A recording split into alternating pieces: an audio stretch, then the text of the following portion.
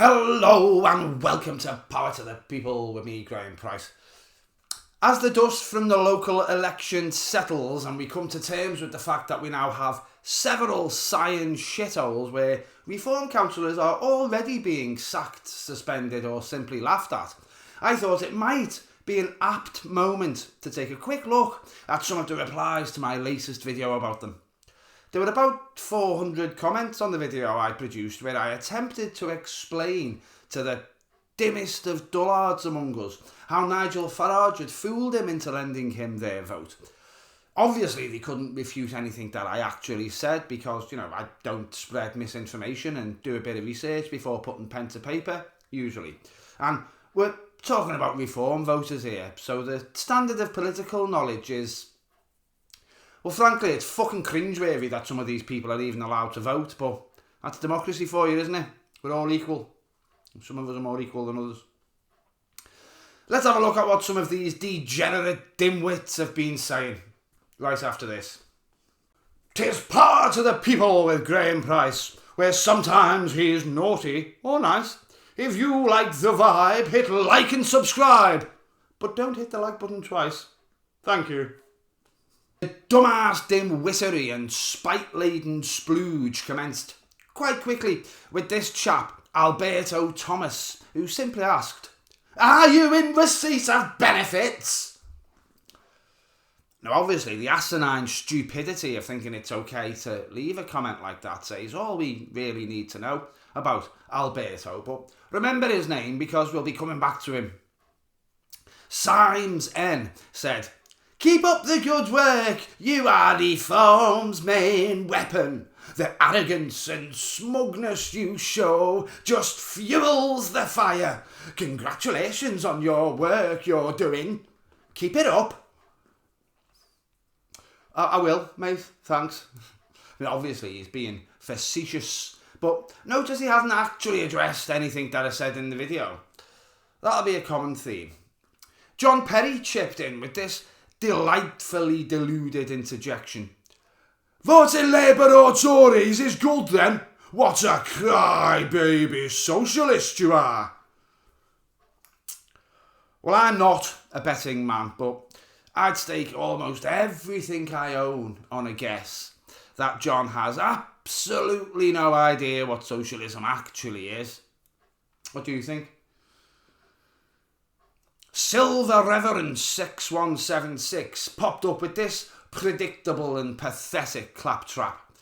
"Lol, man on benefits voted Labour. In other words, the sky is blue." Some of them are obsessed with benefits, aren't they? Some definitely aren't though, and it's kind of ironic because I've checked the figures and a lot of reform voters are definitely people who are in the bracket where they would be in receipt of some sort of benefits. Maybe they think it doesn't apply to them. It's an odd one because it's been heavily suggested that one of the main reasons that so many people voted for other parties was because they were angry about Labour's white paper on welfare cuts. Apparently that wasn't it for these lot though, because a lot of reformers really want to live in a country where poor people are made to be even poorer and their lives even harder. Very patriotic. Let's round off this section with this bellend called Ether Spirit, who said, "You are a divisive. You insult your own points." And my reply was, "You are a fucking idiot if you voted reform. You insult your own country." I think it's a fair point and I'm sticking with it. I don't have many rules in my comments section. As long as you don't say something hideously racist or disgustingly offensive, your comments will get through, even if you disagree with me. It's not an echo chamber. The only rule is that if you want to insult me, you have to make it funny. You see, if I deleted every slightly barbed comment that I got, I wouldn't have gems like this to work with. Hanabi 1970 said, "I'm defo voting reform now and forever, goggle eyes." I can only assume that the 1970 in that person's moniker isn't the year that they were born, judging by the fact that they're using insults that a 7-year-old would find cringeworthy. Goggle eyes. Good Lord. Alex E7WHU made me laugh with this one. With the volume down, I thought it was Sean Locke. Only once I turned the volume up, I noticed it was clearly a northern monkey having an episode. That was the nearest I can do to a Cockney accent. Don't judge. Sean Locke, that's quite a good fella to be compared to, isn't he? He definitely had better choppers than me, though. Rest in peace, Sean. Thanks for the laughs. Remember Alberto Thomas? Well, he surprised me by apparently watching beyond the 30-second mark because he had time to go on to post this as well as his other comments. All I can say is I've never heard so much waffle in my entire life. That's a pretty fucking ironic statement from someone who is obviously spending a lot of time listening to Nigel Farage, Dick Lice and Lee Anderson, who are in turn listening to Lettuce Queen Lizzie and Donald Trump. Good Lord, Alberto. Your lift really doesn't go all the way up, does it? And there's a vacancy on the top floor. Bloody good bloke inadvertently cheered me up by saying, I thought Lily Savage was dead. We have to dig a little bit with this one to get the best out of it. Lily Savage was a drag queen, and as I'm not sitting here in suspenders, stockings, 7-inch heels and a nice bit of lippy, I can only actually guess that he meant Paul O'Grady, but he was just too dim to remember his name. It's always one of my favourite comments to get that, though. I dearly loved Paul O'Grady. I actually met him once. Shook his hand. So to be compared to him is definitely not an insult. Try again, dumbass. You're too stupid to even offend me properly. You've accidentally complimented me. We're going to finish with this outburst from Welsh Inu. Okay, I did watch it all. That is the difference between my lot and your lot. My lot will listen to what others have to say and make our own minds up. Your lot, you just have blinkers on. At the end of the day, we all just vote for who we think will offer the best policies. Best of luck. I think my Welsh turned into Irish a little bit towards the end there, didn't it? I'm not sure why you put some of the words in brackets, and apparently he's fucking allergic to the full stop button, but it's an interesting comment, and he does at least end by wishing me luck. Thanks, mate. I don't really need luck, though. The party I support has over 400 MPs and a huge majority. Yours has got 5, and one of them's Lee Anderson. I think you better keep your luck for yourself, mate. I appreciate that he watched the video, if he genuinely did, but the rest of his comments is, at best, a bit baffling, and at worst, blatantly bizarre. I just kind of feel sorry for people like this, because he's probably an alright fella. He's just very misinformed and very indoctrinated. He genuinely believes what he's said there, despite the opposite of practically everything he's said being true.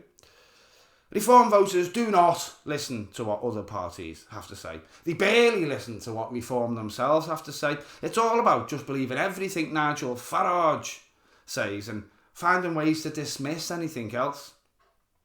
My video about 10 lies that Nigel Farage has told showed that the Reform commentators behave identically to the type of people that voted Trump into office.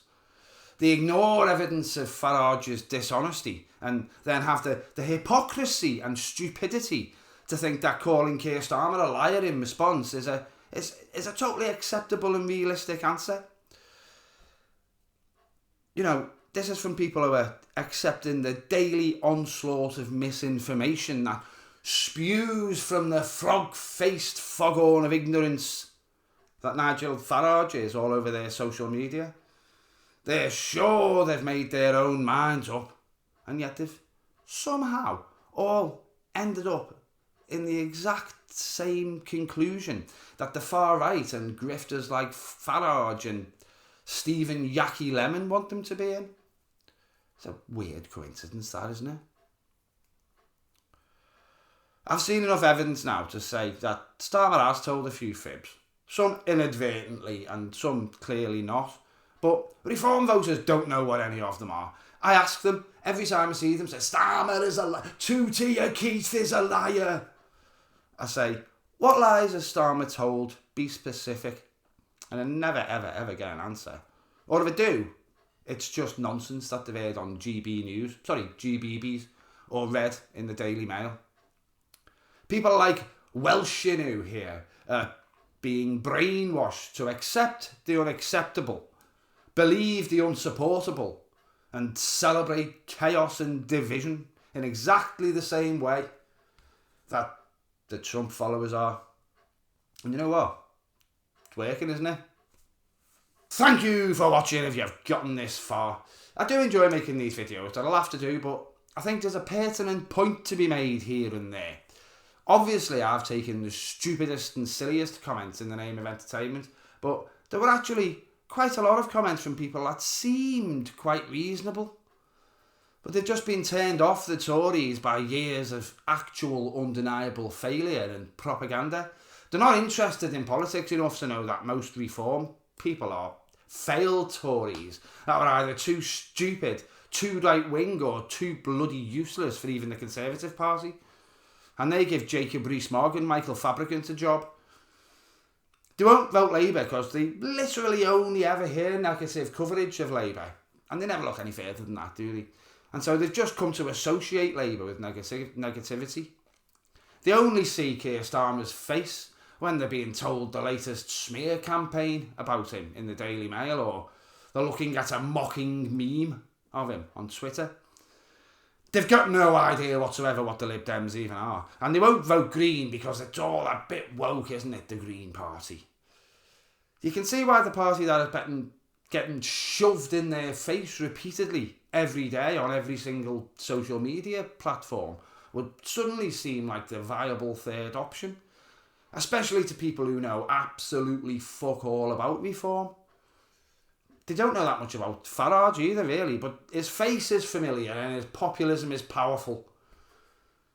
I think this is one of the biggest problems our country has faced in decades, to be honest. We're careering headlong towards idiocracy with Nigel Farage at the steering wheel.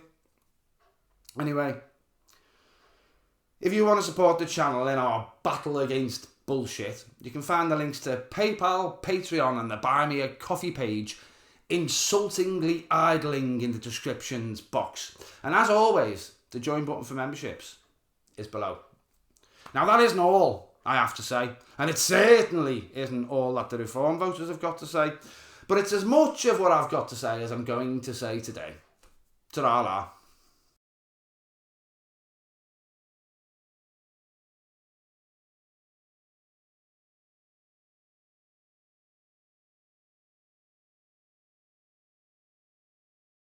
Stupid, right-wing, or just too bloody useless to stay in the Conservative Party. I mean, they gave like Jacob G. Smog. God. Thank God he's gone, eh? What a bellend that man was. What an absolute bellend of a man, Jacob Rees-Mogg. Jacob Rees-Mogg. I mean, when I'm trying to take the piss, I can't say his name properly. Jacob Rees-Mogg.